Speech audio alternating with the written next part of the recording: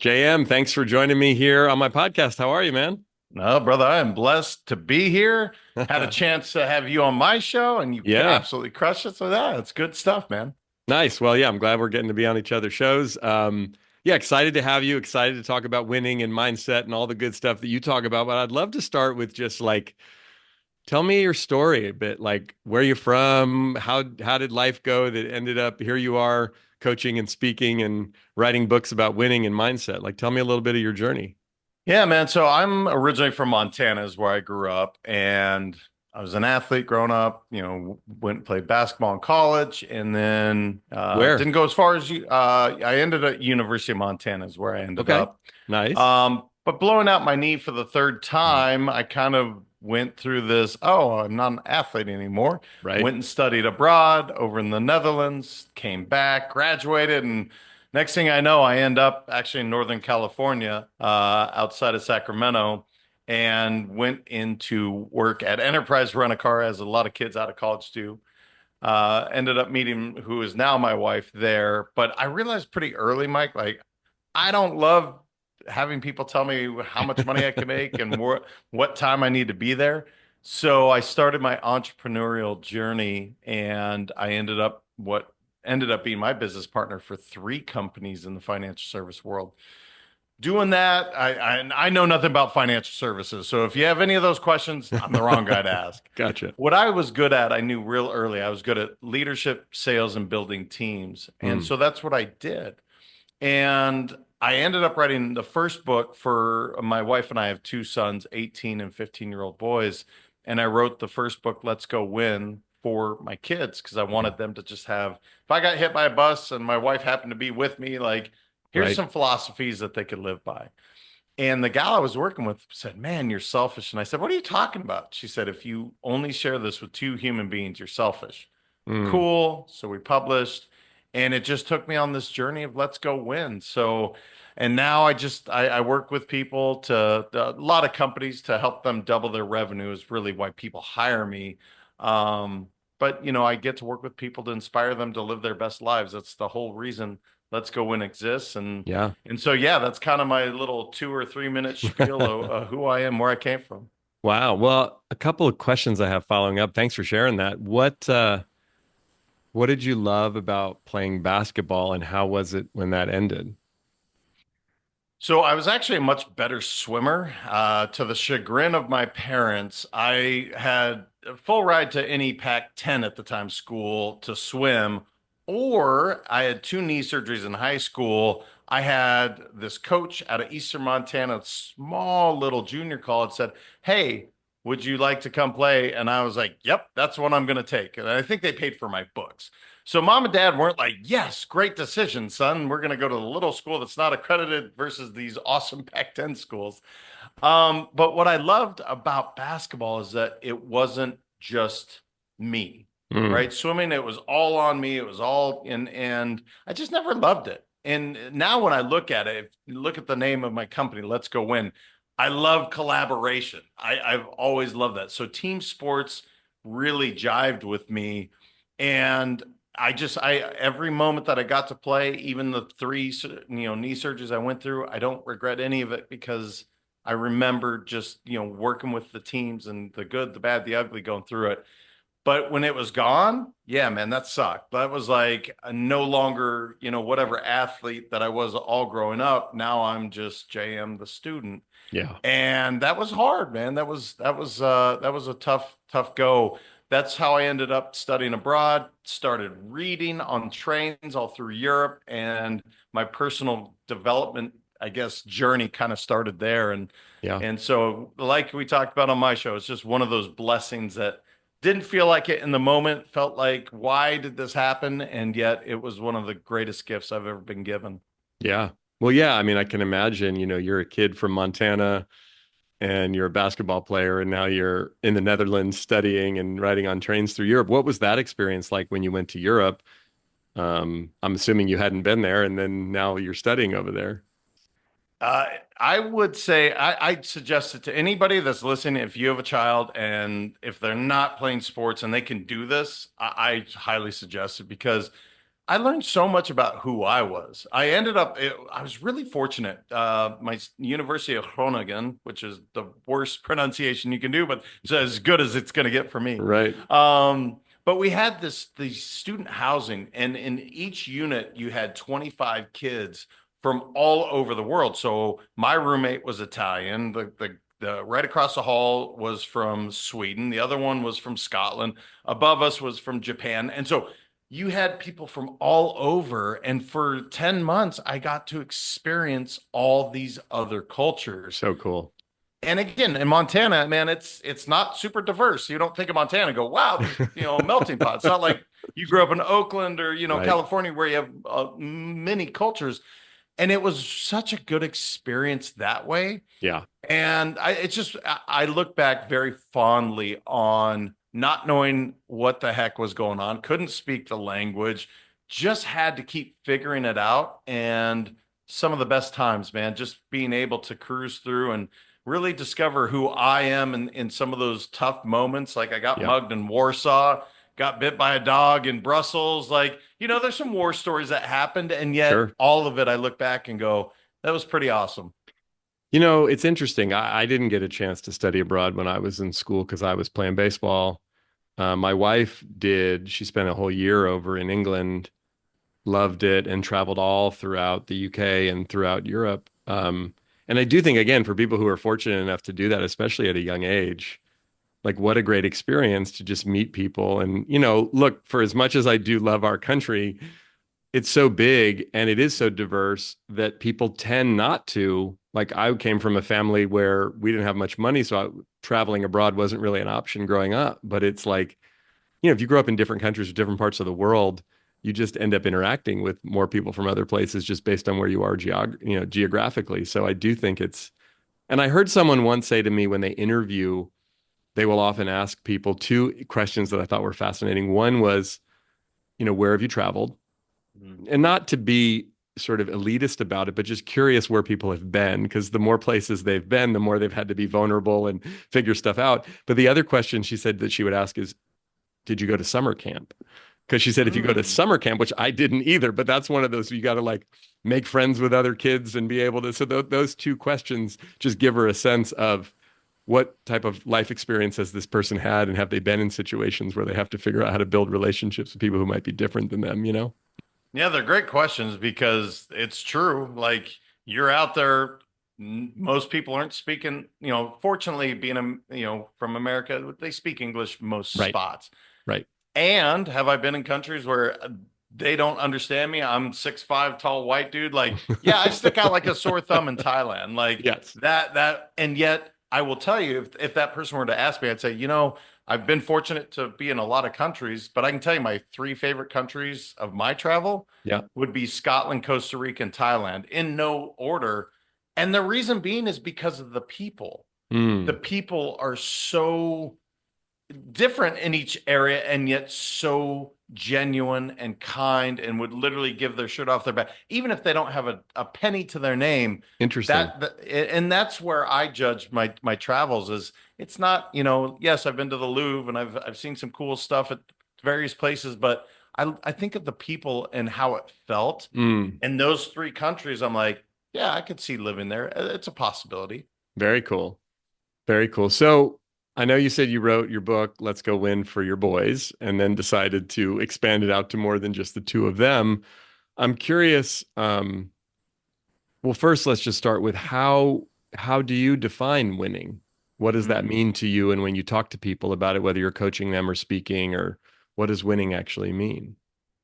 Yeah, it's a great question. I get it often because everybody has their own definition of winning. Like I win, you lose is kind of the traditional. I don't look at it that way. I look at it in terms of when I wrote it for the kids, when I thought of Let's Go Win it, it's showing up and living your very best life. That's Mm, the underscore of everything.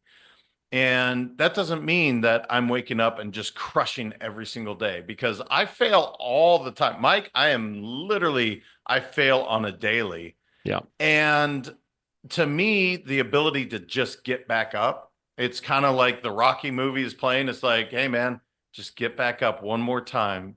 To me, that's winning. Hmm. The only time you really lose is if you quit. Mm.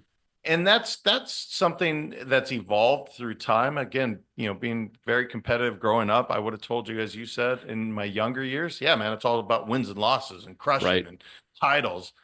I really don't look at it that way because I've met so many people that are crushing it financially. I'm using air quotes, that they're crushing it financially, and yet they're unfulfilled in so many areas of life. That's not winning to me. Right. The scoreboard for money might say, yes, you're doing well there. And I can speak to this because my wife and I were separated for a year Mm. when on the outside looking in, I'm making over 7 figures a year. We have two healthy kids. Like everything looks great. And yet it was the most miserable time of my life. Wow. And that wasn't winning. Right. Winning for me is to be together with my family union. And yes, we're doing well financially, but spiritually and relationships and health and all of those things. So when I look at it, what I define for my company, it's happy, healthy, wealthy, the cultural values of my company, because that's what I've figured out that everybody really wants. They want to be Right. happy, healthy, and wealthy. That's it. Yeah. So to me, that's what winning is. Wow. Well, thanks for sharing all of that. I appreciate it. Um, I mean, again, not to get too nosy about it, but like when you think about your marriage, and it sounds like you went through a tough spot, and there was, I'm assuming, I mean, keep me honest here, but you worked it out and things are better, We or did. you figured some stuff out. Like how for you, when you think about your work and winning, and I know you coach people a lot on mindset, like were you able to bring some of that into just how you figure out how do we win in this marriage so that both of us win and this works? And you know what I mean? Just any insights from that journey, which I'm sure was filled with some challenges. Yeah, at some point there was no hope for the marriage. I mean, it was Mm, dead. mm, I remember speaking to a therapist, and what I'm about to say, I'm not proud of, but it's what I said in the moment. yeah. She said, "What if my wife's name is Lisa?" She said, "What if Lisa died? How would you feel?"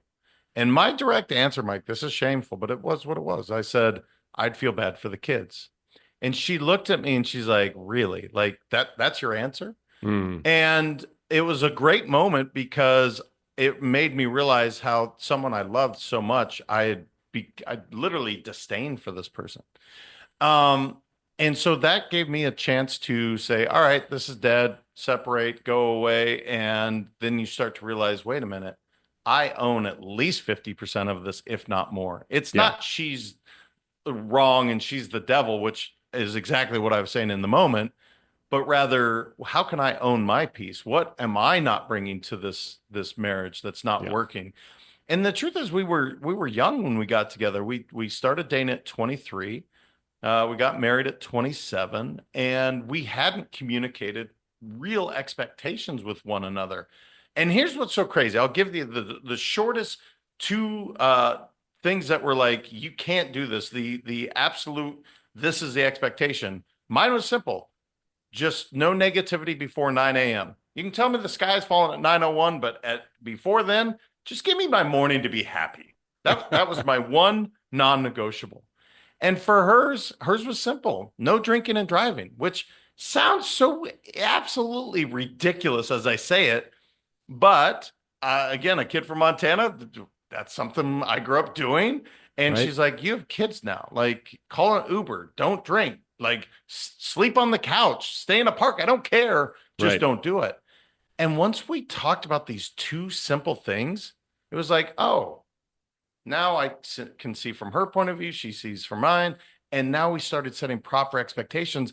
And not that marriage is easy, because anybody that's been married any amount of time can tell you it's work, Yeah.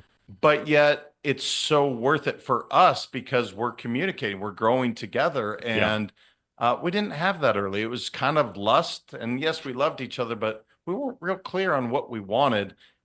Through that trial, that challenge of a year, we really decided, you know what, you are my person. And we just lost sight of one another for a bit.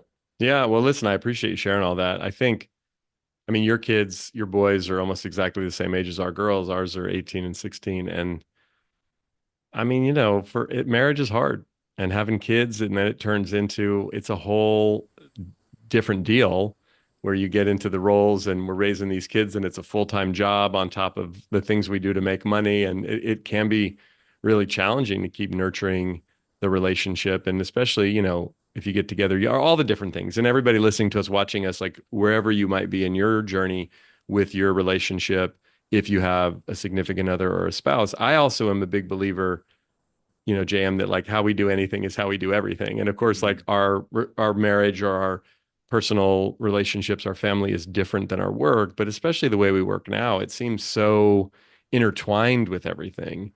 So let me ask you this: when companies bring you in to talk to their people, to their leaders, to their teams, what are they usually asking you to talk to them about? And what are the types of things that you tend to share about winning and about mindset when you go inside of organizations to talk?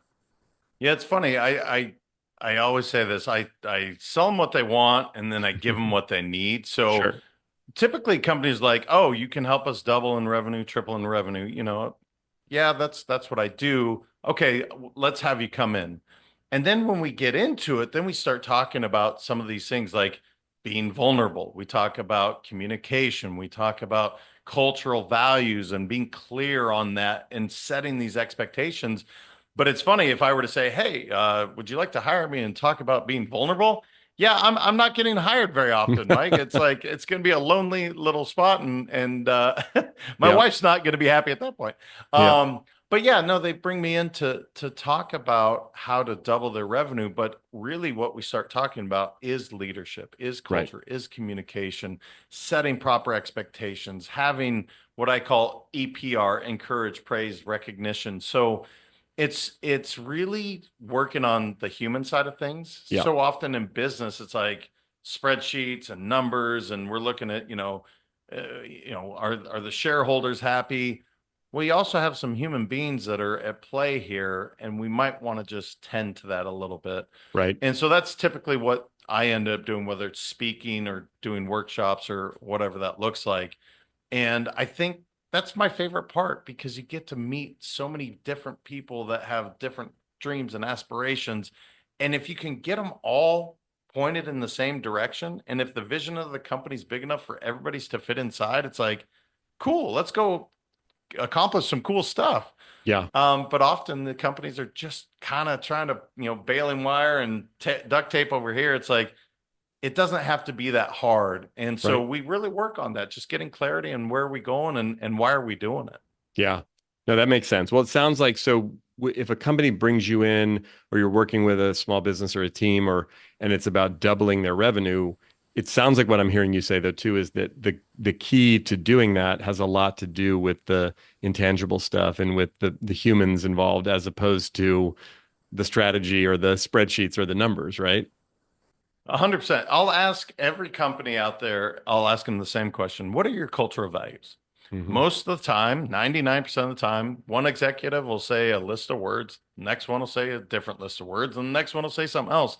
And I know right then and there, it's like, okay, cool. Not cool, like this is a good thing, but we have a place to start. Like, we're not sure exactly who we are. Well, here's the challenge. If we're not sure who we are, how can our brand new employee have any idea this Right. is how we show up, how we behave? This is the expectations for ourselves.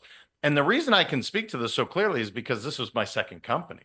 Right. We had six core values at the time, Mike, and I'm on stage in front of about 1,500 people, rallying the troops, talking about the core values. And I got to four and I forgot the last two. Oops. Now, mind you, I'm one of the executives that came up with the core values. That's not good. Right. And so it was a valuable lesson to be like, all right, six is too many. We're going to cut it down to three because they've Hmm. shown that, after three, you have the law of diminishing return. And the next year, did the same speech to the same company. And we had three core values. Thank goodness I remembered all three. But what I found when I got off stage is that everyone else in the crowd knew too. And so it's really simplifying, figuring out like who are we at the core? Because once we get clear on that, it's amazing what we can accomplish together. Right. That's true. Yeah, and how would you say for you personally how you respond to this, but then when you're coaching people either one-on-one or you're working with teams, like dealing with failure, dealing with setbacks, dealing with, when we don't win.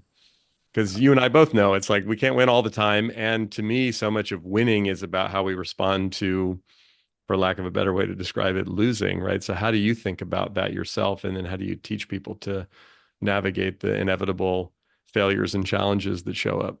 Yeah, I think just really getting them clear on it's okay, first off, to fail. In fact, most companies that are thriving, they celebrate failure. They're like, great job. Hey, Tom over here failed. Come on up, Tom. Let's talk about what you did. Because if you're failing, at least you're putting forth effort Right. and you're willing to take responsibility. That's when I know company culture is strong, when they're Yeah. like, hey, man, this is Tom or Sarah or whoever failed. We want to celebrate the fact that they put themselves out there. They own the fact that they didn't accomplish the task, but they put it out there. And so it's one of those things where I don't know where it became this thing where we're ashamed to have failed or lost, because we all do. And that's why I love working with athletes, especially because we as athletes, when you train, you know you're going to fail again and again and again. It's the ability to get back up and do that same exercise with enthusiasm. I think it was Churchill that said that. I mean, that's truly when you know you're winning, is Yeah. that I got my butt kicked, I got knocked to the ground, and yet I'm here standing in front of you again to do it and do it even better. And so I think everybody has their own relationship with failure. Often, it comes from childhood and what the parents might have said, like failure is not allowed in this household. If you're not first, you're nothing. Yeah, man, I get it. I played sports too, and yet some of the greatest lessons of my life have come from the failures of my failed marriage for a year, or whatever failures I had in sports, or blowing out my knee. I mean, those are some of the best lessons, and just being open and vulnerable, which is what I talked about in chapter 1 of the first book, is just be open about it. It's so much easier just to be you, Yeah. so much less time and energy and effort just to be, here's who I am, the good, the bad, the ugly, and everybody has that similar story. And if we can embrace that, man, now we can take that energy and pour it into something really, Yeah. really cool. No, absolutely. That's super important. Well, I know you wrote Let's Go Win, and then I know you have your workbook, the Champions Daily Playbook. I'm curious though, you have a second book, right? Upgrade. So talk to me a little bit about that book, and also when you talk about upgrading, what do you mean? So I realized real early, especially with my wife, she doesn't like change. And what I was realizing after coaching for almost 20 years, people don't like change. And here's why. If I'm like, hey, Mike, let, let's change this about you. Well, immediately Mike feels judged. He feels like something's wrong with him. And it's like, it's such an egotistical play. But if I say, hey, Mike, would you ever consider an upgrade in whatever it is? Let's say it's wardrobe. Well, what do you mean? What do you mean an upgrade? Just maybe something different that highlights, whatever your beautiful hair. It, Hey, are you it's trolling a me? yeah. Yeah. It is amazing. It happened when we actually moved from California to Florida, because my wife is a native Californian. She did not want to leave, and I just said, what if you, instead of considering this just a change, it's just an upgrade from where we're going here. We're going to meet some new people, have some new experiences. And it was amazing how open to that she was. Yeah. And I started applying it with some of my professional athletes on when I was giving them some really hard, like it was like, I'm hitting you with something you're not going to love to hear. Right. And I would just say, would you ever consider an upgrade in this area? And what finally hit me is people upgrade their cell phones like every single year. All the time, right? Yeah. That's, you're changing, like, but it's an upgrade. And then I watch people, at the rental car counter, they're going from a standard size car to a SUV for free. They're like elated. And it's like, well, we all love upgrades, we just don't like change. So Right. let's just change the word a little bit. Let's just Yeah. use this word upgrade. And it was so profound that this simple, silly word made such a difference from a reception standpoint. I said, I got to write about this, man. It's got to get out there because I can't be the only one seeing this. Right. And so that was the third one. No, that's powerful. It's like language matters. The word change has a lot of different connotations to your point. Yeah, hey, let's work on this change. Eh. Hey, how about an upgrade? Oh, now I'm more interested, right? I think about someone said to me recently, there was some research done about even the word feedback, that feedback has Mm. a certain connotation, but like, can I offer you some advice? Can I offer you a perspective? Are you open to some coaching? Like those words actually in this research study, people had a much more positive reaction to hearing that versus, because even though feedback could be positive feedback, we immediately think we did something wrong and we're about to get in trouble or someone's going to say something kind of harsh. And you and I both know change is important, embracing change is important, getting feedback is important, but then there's the question of like, how do we communicate that? And are people open to that? Um, yeah, Yeah, isn't it so funny how we have these definitions of words? So if I were to say the word recruit or recruiting, hmm you probably have a pretty positive one because of your experience going to college, right? So did sure. I. Like I love the recruiting, man. You get Yeah. to go hang out with the guys and you get to live at college, like awesome. But there's other people when they hear recruiting that they're like, well, I remember going to a multi-level marketing event and I didn't like that. Okay, Right. cool. And so it's interesting how people have different, definitions to it. But if I say the word enroll, they're like, oh yeah, oh, I can enroll somebody to go Right. hang out at a party. I'm not going to recruit them because that's like pulling them or Right. manipulating them. But if I enroll them, it's just like, yeah, come along, let's do it. Yeah, It is so fascinating how you said words matter so much. they do. No, for sure. Well, and I know a lot of your work in your books and in your coaching focuses on mindset. So talk to me a bit about how you think about mindset and how you coach people to both be aware of their mindset and maybe shift it in the most positive, productive way possible. Yeah, one of the basic things I teach people is to take care of your mind, your body, and your soul. And the body part, everybody's heard, right? You need to move your body. Everybody's talking about dropping weight or, just movement. But our brains are the same thing is, what are you feeding your mind? So, Mm, for instance, if the first thing you do is hop up and you turn on the news, I'm going to tell you that may not be the best thing for your mindset because you have somebody else's agenda immediately going towards you. And I don't care what side of the aisle you stand on, every news station has their own. And so it's one of those things where I'm like, what are you feeding your mind? right. Are you being intentional about it? And oftentimes when I ask that question, people give me a blank stare. And it's just something that I think if you're intentional about it, whether read a book, uh, do a brain game, something just to feed your mind and really, what do you want from it? So for me, I like being happy. It's just something that I strive to be as often as possible. So in order to do that, I don't wake up and I'm like, yes, today's awesome. I don't wake up like that. But my goal by the time 9 o'clock comes around, that I'm feeling that way and not in a cheesy way, but literally I'm excited to be alive. And a big part of that is what am I feeding my mindset? Right. What am I doing to feel that way? And for me, that includes taking care of the mind, moving the body, and taking care of the soul. Or in my case, that's meditation. Right. And I like when people just, what do you want for your mindset? Are you negative? Are you positive? What do you want from it?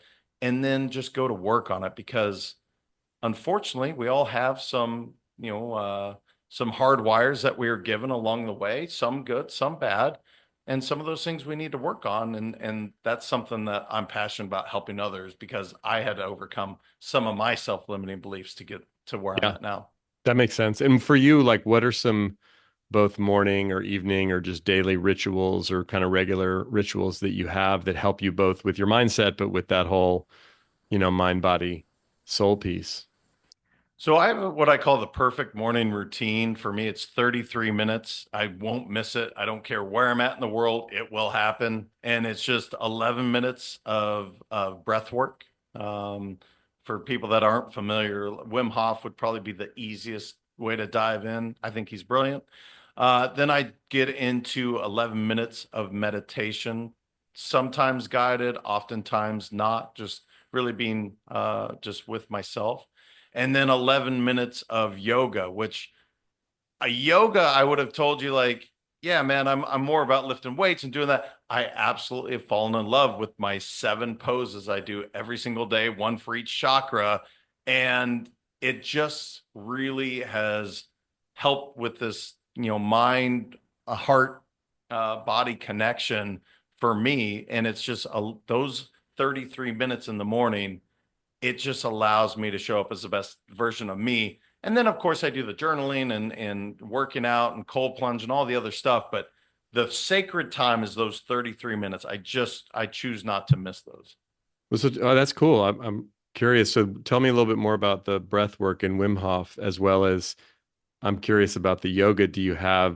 You've just developed this, or is there something you listen to or watch, or you know what I mean?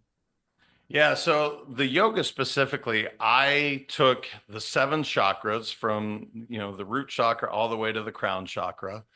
And each day I have a different solfeggio frequency because our bodies are frequency. And I play, that solfeggio frequency as I go through the 7 poses. So I start with what's called the lotus pose, or, just, going way down, bending your knees, it's Yep. hard to describe, but if Right. you know what the lotus pose is, that's what it is. And I do that for a minute and a half.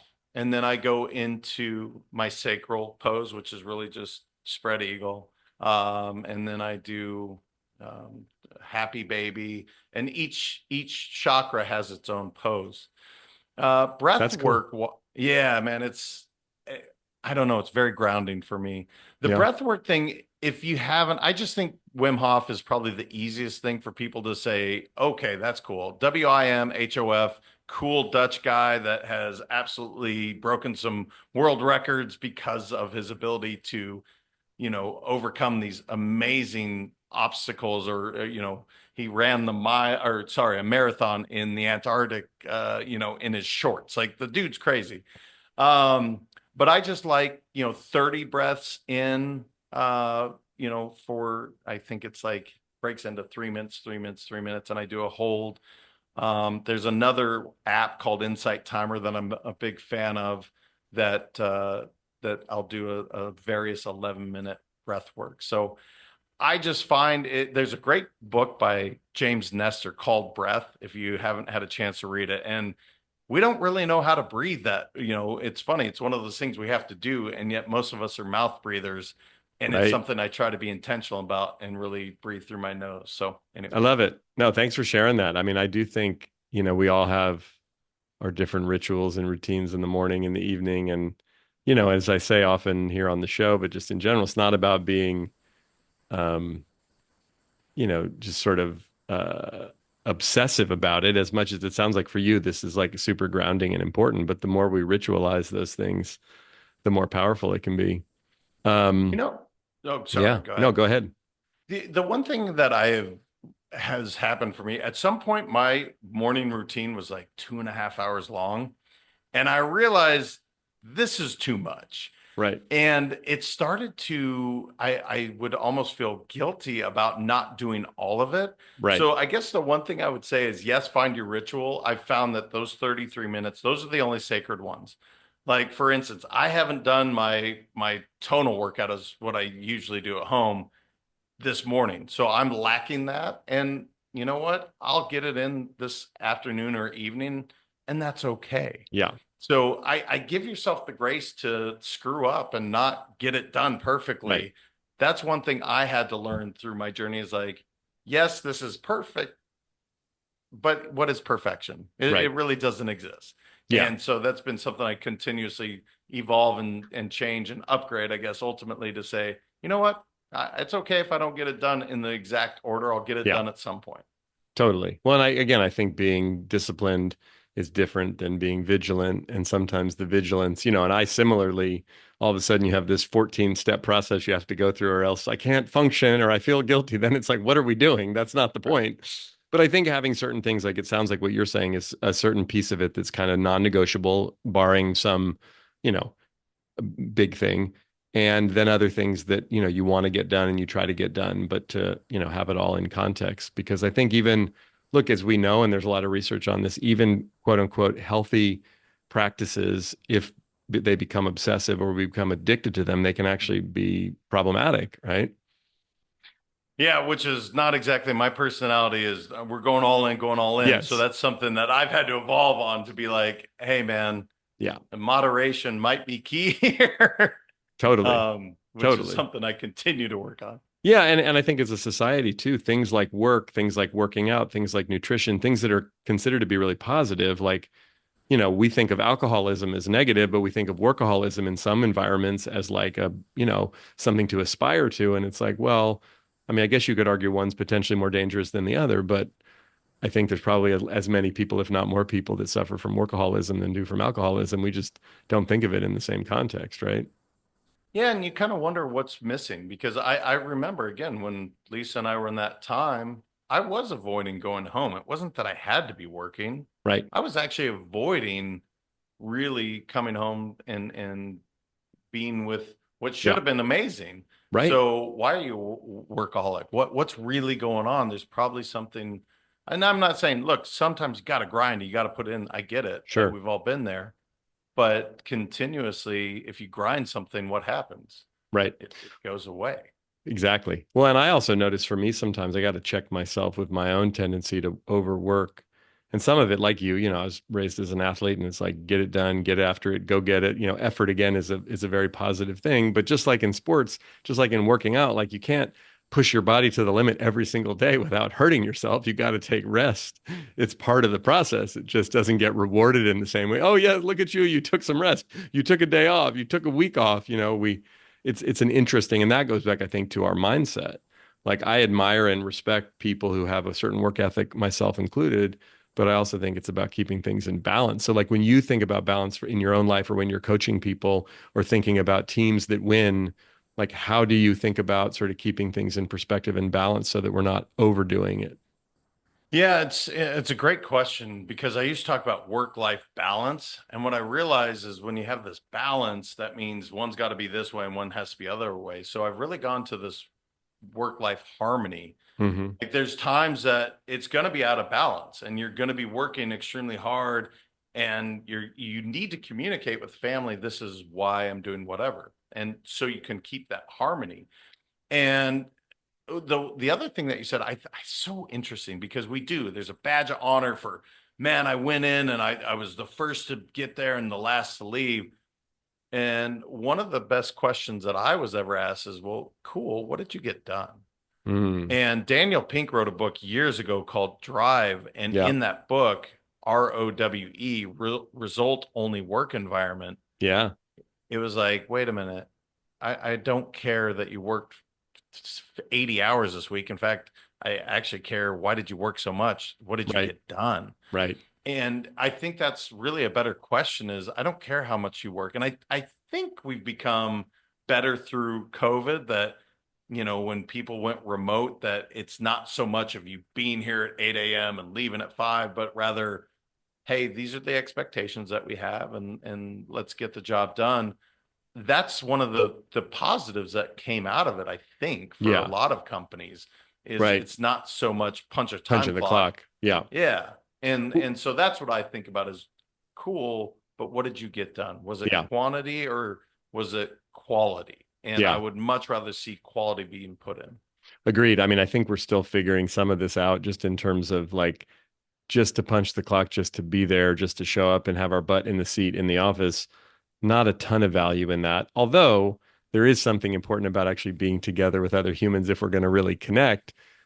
I think sometimes too, there's also the now that we can do everything on Zoom and virtually, it is more focused on what are you getting done, but therefore you could actually work from 6 a.m. till 10 at night. And then, you know what I mean? So it's always like there's trade-offs with it. I still feel like we're all making our way through this whole thing and figuring it out. And some individuals and some companies have figured it out better than others, but it's still kind of a brave new world that's still a little bit strange for most people I talk to.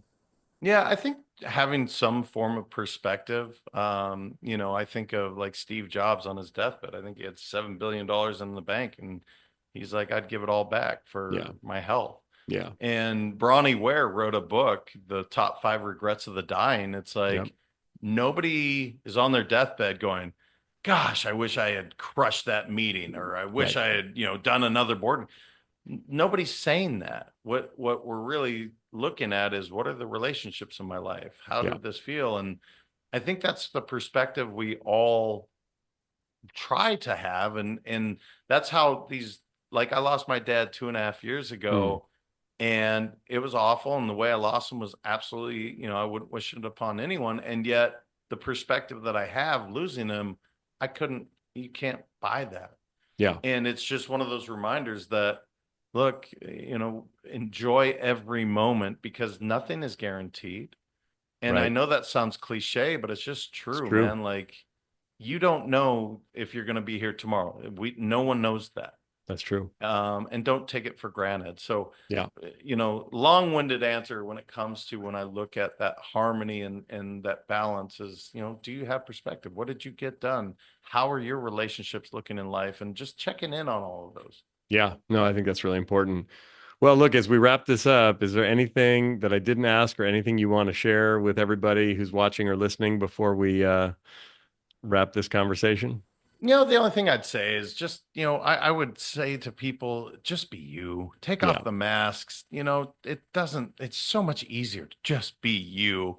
And I love when I see somebody truly be authentic and they take those masks off, and the chest is proud because this is who they are. Yeah. That I hope people are comfortable doing. I hope the more that people can do that, I think it's beautiful. So, Yeah. and brother, you're a great host. I really appreciate you having me on, man. You ask great questions. Well, thank you. And if people want to find you and your work and your books and follow you and connect with you, what's the best way for them to do that? Yeah, thank you, brother. Let's go win.com. Easiest. There's a bunch of free resources on the website, and you can connect. Love to have any interaction. And go listen to Let's Go Win podcast. Mike was on it, and I Yeah. thought he crushed it. I think anybody, if you're listening to this show, he's an amazing host. He is equally as good as a guest. So check Ah, that one out too. well, thank you. And thanks for having me on your show. And thanks for coming on this one. Nice to connect, JM. Keep up the good work and let's all go win, man.